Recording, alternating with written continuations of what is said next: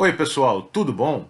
Eu sou José Carlos Pinto, professor titular do Programa de Engenharia Química da COP da Universidade Federal do Rio de Janeiro, falando com vocês aqui no canal Falando com Ciência, sobre aspectos do dia a dia da pesquisa que se faz nos institutos de pesquisa e nas universidades brasileiras.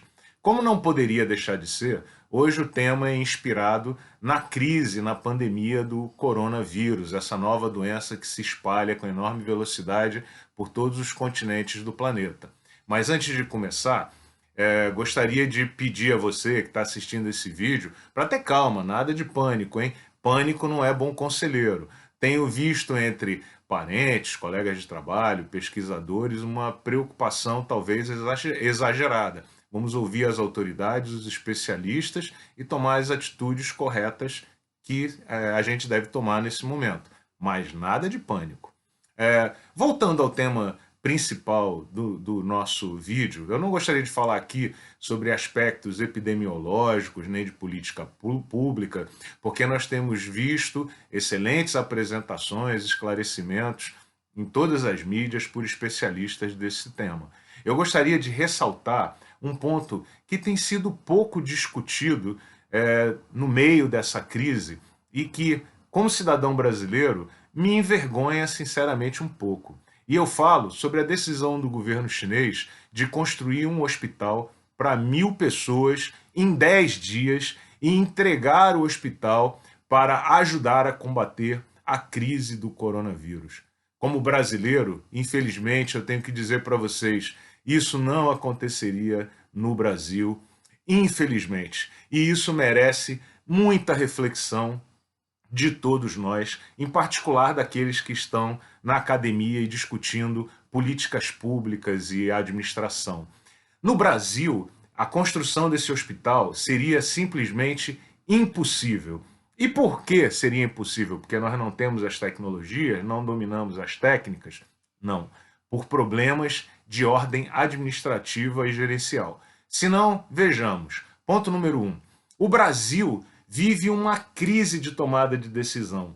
As leis brasileiras, os procedimentos, as normas, elas são feitas sob a suposição de que o gestor vai se beneficiar financeiramente ou vai se apropriar de recursos do projeto, de tal maneira que a quantidade de pegadinhas para a construção de um projeto é tão grande que muitos gestores no Brasil preferem simplesmente não tomar decisões. É o famoso, eu estou colocando meu CPF em jogo. Então é possível que o próprio gestor nem iniciasse o processo de construção do hospital, esperando ver o que iria acontecer, para não ter que tomar essa decisão importante, necessária para aquele momento. Na hipótese de que um gestor ocupado com o seu dia a dia, preocupado, envolvido, tomasse a decisão de construir o hospital, começaríamos aqui uma via crucis, que se iniciaria com a construção de um termo de referência. E aí viríamos o segundo problema,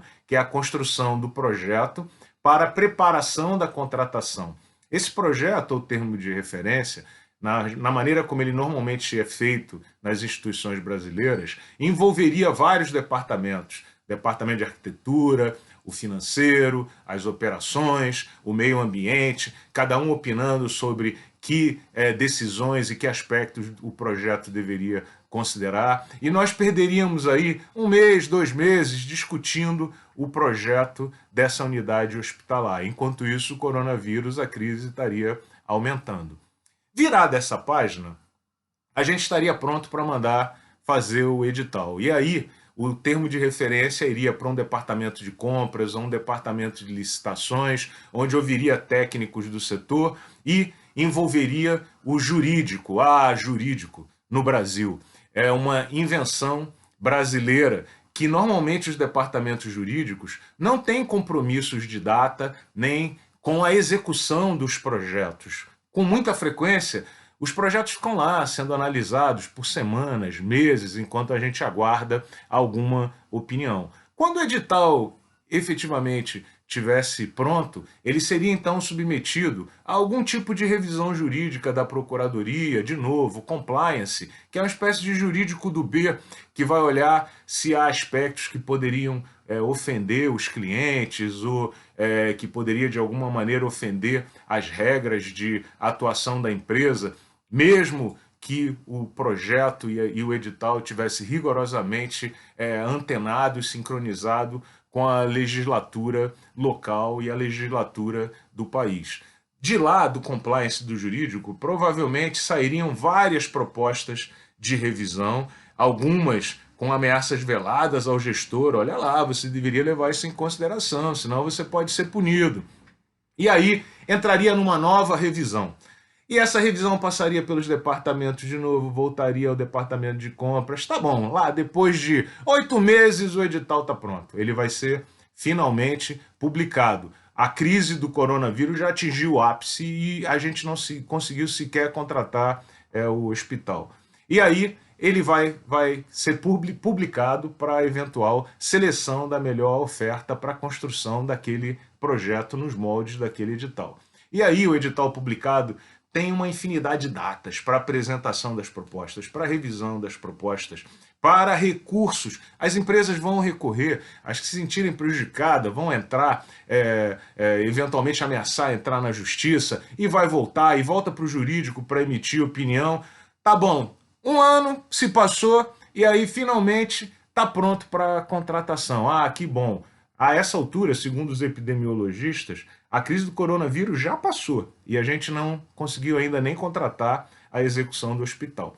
E aí, vamos contratar agora a empresa. Só que já se passou um ano, os objetivos já mudaram, a crise não é mais exatamente a mesma. O departamento de licitações recomendou que algumas coisas deviam ser separadas, o ar-condicionado central devia ser feita uma compra em separada, vão ficar outros editais pendentes ali. Vamos renegociar com a empresa os termos desse contrato, nos termos da lei, e ali lá vai mais 2 meses, 3 meses nesse ponto, e aí finalmente a obra vai ser iniciada. A obra vai ser iniciada e recebe a primeira parcela dos recursos. Ah, é importante, você não sabia, os recursos não vão cair de uma vez só, eles são divididos em parcela. Caiu só o primeiro pedaço.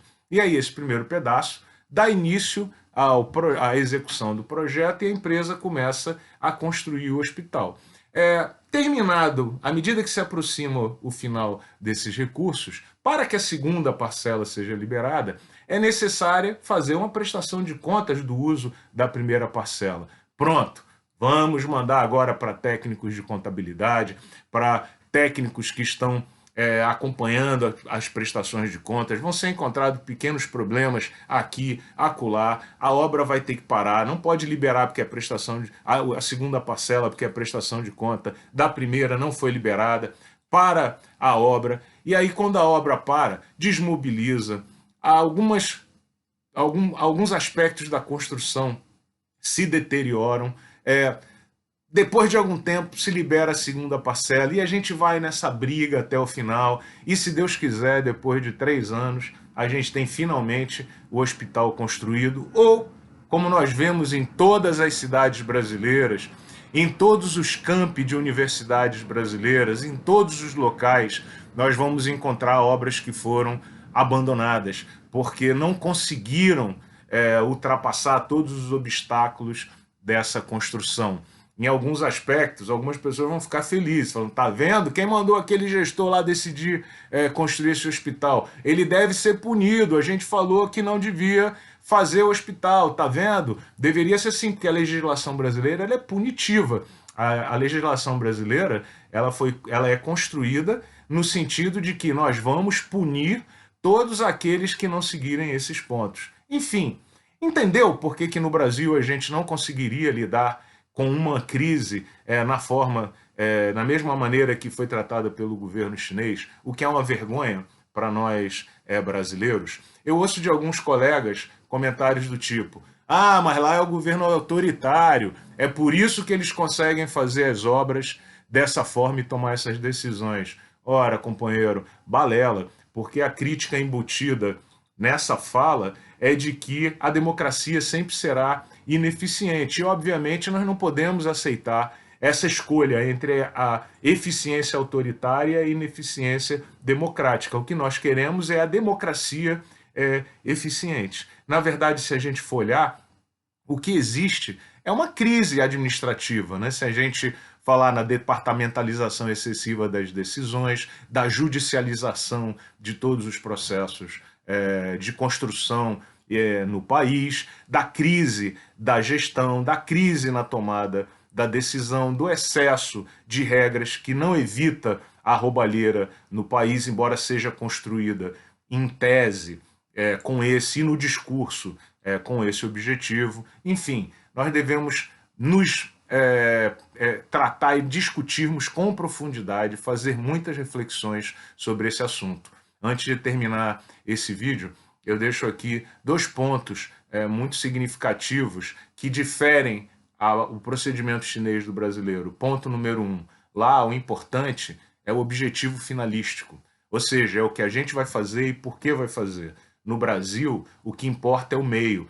Ninguém está se lixando para que e por que uma coisa vai ser feita. O que todo mundo se preocupa é como está sendo feita. Só que nós precisamos das coisas feitas. E essa é uma diferença brutal nos 2 sistemas.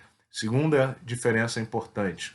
Lá na China, se não está escrito na lei que não pode, é porque pode. No Brasil, a interpretação é a oposta. Se não está escrito na lei que pode, é porque não pode. E assim seguimos todos de mãos atadas, mandando as pessoas para casa na certeza absoluta de que o nosso sistema hospitalar não terá capacidade de tratar os doentes de coronavírus. E é por isso que as aulas estão suspensas, e é por isso que as reuniões estão suspensas, como medida preventiva necessária, obviamente, com a realidade, mas seria muito bom se a gente tivesse agilidade, competência e condições de construir um hospital para 1000 pessoas em 10 dias, como na China. Um grande abraço e até o próximo vídeo.